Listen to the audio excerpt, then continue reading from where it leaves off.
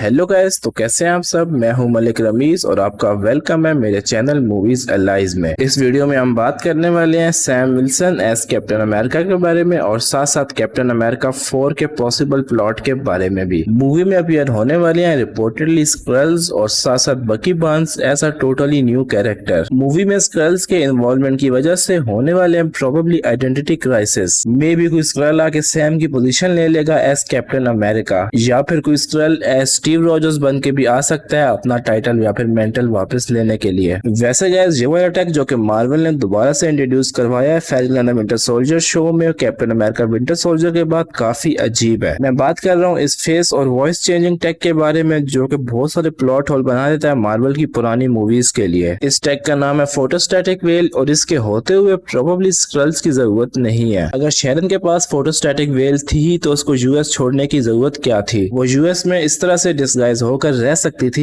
Easily. इसके अलावा ये टेक काम आ सकता था सिविल वॉर के बाद, जब मोस्टली एवेंजर्स थे ऑन द रन और गवर्नमेंट से भाग रहे थे। वो सिंपली आम लोगों में रह सकते थे इस टेक की मदद से। ये डिवाइस अगर मार्वल दोबारा से री इंट्रोड्यूस ना करवाता और हम इसे भूल जाते falcon and the winter soldier movie के साथ, तो काफी अच्छा होता। खैर गाइस, आप अपने व्यूज मुझे इस पर कमेंट सेक्शन में जरूर बताएं कि आपके ख्याल से ये टेक और कहां एमसीयू में यूज हो सकता था और पूरे के पूरे मूवी का प्लॉट ही खत्म हो जाता। अगर हम बात करें falcon and the winter soldier show के फाइनल एपिसोड के बारे में, तो हम देखते हैं पहली बार नया कैप्टन अमेरिका। वो होता है सैम और वो होता है दिखने में एक hybrid between iron man and captain America. उसके पास सुपर सोल्जर सिरम नहीं होता, लेकिन वो लड़ रहा होता है सुपर सोल्जर्स के खिलाफ। और इवन दो कार्ली मॉर्गन तो इतनी अच्छी विलन नहीं थी, लेकिन जॉन वॉकर काफी अच्छा विलन था। आप उसको विलन भी कह सकते हैं और एंटी हीरो भी कह सकते हैं। एमटीवी ने रिसेंटली कुछ अवार्ड्स दिए मार्वल के टीवी शोज को कुछ कैटेगरीज में, और ये बात काफी ऑब्वियस थी कि falcon and winter soldier show के जो फिनाले की फाइट थी और बाकी ओवरऑल शो की फाइट काफी ज्यादा बेहतर थी वांडा विजन शो से। मैं दोनों को कंपेयर नहीं कर रहा गाइस, वो मैं आप पे छोड़ता हूँ, लेकिन एक्शन के मामले में falcon and winter soldier show बहुत आगे था। वांडा विजन शो में बेयरली कुछ फाइट थी और फाइट जाके हुई फाइनली सिर्फ और सिर्फ फाइनल एपिसोड में। वहां पे दोनों विजन्स आपस में थोड़ी देर लड़ने के बाद बात करने लगे शिप ऑफ थीसिस पे, और उसके बाद उनकी आपस में फाइट नहीं हुई, जो कि ट्रूली एक ऑसम सीन था। उसके बाद एगथा और वाडा की जो आपस में फाइट थी वो एक तरह की मीडियोकर फाइट थी। वो विजुअल्स के हिसाब से फाइनल लेवल फाइट थी, लेकिन उस फाइट में कुछ भी इंटरेस्टिंग नहीं था। इसके मुकाबले में falcon and the winter soldier show के पहले दूसरे एपिसोड में ज्यादा एक्शन था, अगर हम कंपेयर करें उसको वांडा विजन के फिनाले से भी। तो अब मोस्टली अवार्ड्स जो कि मार्वल को मिल रहे हैं वो बेस कर रहे हैं फेमिनिज्म पे और रेसिज्म पे। जिस तरह के ब्लैक पैंथर को ऑस्कर मिला था और एवेंजर्स एंड गेम और इन्फिनिटी वॉर को नहीं मिला था। ब्लैक पैंथर के एंड में इवन दो कार्टून आपस में फाइट कर रहे थे, उस मूवी की फाइट अपेरेंटली बेहतर थी एवेंजर्स एंड गेम से। इसके अलावा बेस्ट विलन का अवार्ड भी मिला वांडा विजन की एगथा को, जो कि ऑब्वियसली कार्ली से तो बेटर थी, लेकिन जॉन वॉकर का अपना लेवल था शो में। लेकिन जैसा कि मैंने कहा कि वो विलन नहीं था शो का, बल्कि वो एंटी हीरो था। इसके अलावा इवन बेस्ट शो का अवार्ड भी वांडा विजन शो को ही मिला, और इस बात के आप जज खुद बन सकते हैं कि कौन सा शो बेहतर था। सिर्फ एक ही अवार्ड मिला falcon and the winter soldier show को, और वो था बेस्ट ऑन स्क्रीन डुओ का, जो कि ऑब्वियसली नहीं मिल सकता था वांडा विजन शो में से किसी भी डुओ को। वांडा और विजन आपस में हस्बैंड और वाइफ थे और एगथा और वांडा आपस में हीरो और विलन थे। तो ऑब्वियसली बेस्ट डुओ का अवार्ड वांडा विजन को नहीं मिल सकता था, इसीलिए वो अवार्ड मिल गया falcon and the winter soldier show को। खैर गाइस, वापस आते हैं अपने टॉपिक पर। हम बात कर रहे थे न्यू कैप्टन अमेरिका यानी कि सैम विल्सन पर। शो के फिनाले के बाद मार्वल ने यह बात कंफर्म कर दी थी कि कैप्टन अमेरिका 4 डेवलपमेंट में है ऑफिशियली। शो के राइटर मैल्कम स्पेलमैन रिसेंटली इंटरव्यू में थे और उनका कुछ कहना था कैप्टन अमेरिका 4 के बारे में। उनके मुताबिक वो फिलहाल के लिए ये बात नहीं जानते कि एग्जैक्टली क्या हो रहा है कैप्टन अमेरिका 4 के साथ। मैल्कम स्पेलमैन के मुताबिक कैप्टन अमेरिका 4 में एक चीज काफी इंटरेस्टिंग होगी, और वो होगी नया कैप्टन अमेरिका जिसके पास सुपर सोल्जर सिरम नहीं है। सैम सुपर सोल्जर नहीं है, वो बिल्कुल नॉर्मल है हमारी तरह, उसके पास इनहेंस स्ट्रेंथ नहीं है। तो ये देखने में इंटरेस्टिंग होगा कि सैम किस तरह से फाइट करता है बाकी सुपर सोल्जर्स के साथ और ज्यादा पावरफुल विलन्स के साथ। इसके अलावा मैल्कम स्पेलमैन के मुताबिक एक दफा राइटर्स की मीटिंग में वो लोग ये बात डिस्कस कर रहे थे कि अगर हम लोग सैम को दे दें परिंदों से बात करने की एबिलिटी, जो कि थोड़ा सा इंटरेस्टिंग है और शायद हम उसे देखें कैप्टन अमेरिका 4 में। इसके अलावा डैनियल रिचमंड जो कि इंडस्ट्री इनसाइडर है, उनके मुताबिक बकी अपीयर होने वाला है कैप्टन अमेरिका 4 में। इवन दो केविन फाइगी का रिसेंटली ये कहना था कि वो अब अलग-अलग लेकर चलेंगे बकी को और सैम को, लेकिन लीक्स के मुताबिक बकी अपीयर होने वाला है as White Wolf Captain America 4 में। इसके अलावा अगर हम बात करें स्क्रल्स की, तो same industry insider Daniel Richmond के मुताबिक स्क्रल्स अपीयर होने वाले हैं कैप्टन अमेरिका 4 में। स्क्रल गाइस मार्वल के फेज 4 और फेज 5 में बहुत ज्यादा इंपॉर्टेंट होने वाले हैं। टेलोस का और निक फ्यूरी का अपना शो आ रहा है जो कि टोटली रिलेटेड है स्क्रल्स से। इसके अलावा वो अपीयर होने वाले हैं स्पाइडरमैन 3 में भी और कैप्टन मार्वल 2 में भी, जिसका टाइटल मार्वल ने ऑफिशियली रिवील कर दिया है और वो है द मार्वल्स। फेज 4 में हम देखने वाले हैं बड़े बड़े विलन्स जैसे कि Kang the conqueror, doctor Doom और गैलेक्टस। और ये बात थोड़ी सी अजीब है कि उनके खिलाफ है हमारे पास कैप्टन अमेरिका जिसके पास सुपर सोल्जर सीरम भी नहीं है। तो दोस्तों आज के लिए इस वीडियो में इतना ही। होपफुली आपको ये वीडियो पसंद आई होगी। आप अपने व्यूज इस सब पर मुझे कमेंट सेक्शन में जरूर बताएं। अब मैं आपको बता देता हूँ उस क्वेश्चन का आंसर जो कि मैंने अपनी लास्ट वीडियो में पूछा था। क्वेश्चन था आयरन मैन 1 में टोनी का रिएक्टर किस मेटल से बना था। उसका आंसर है पैलेडियम। अब जो अगला क्वेश्चन है वो है आयरन मैन 2 में टोनी ने अपना आर्क रिएक्टर कौन से मेटल से बनाया था। इस क्वेश्चन का आंसर कमेंट्स में जरूर बताएं और मुझे इंस्टाग्राम पे फॉलो करना बिल्कुल भी मत भूलें फेस रिवील के लिए और Q&A के लिए। तो मिलते हैं आपसे अगली वीडियो में। Till then be happy.